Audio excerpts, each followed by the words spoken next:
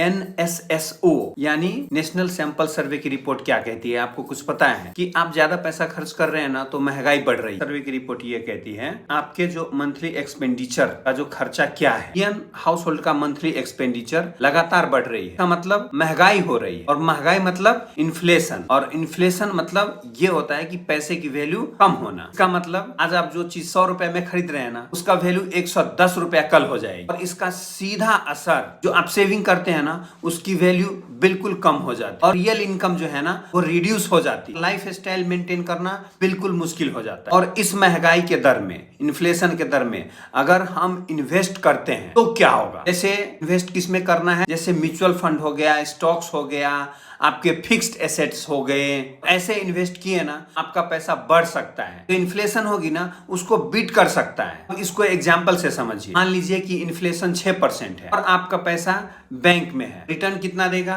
3 से 4%।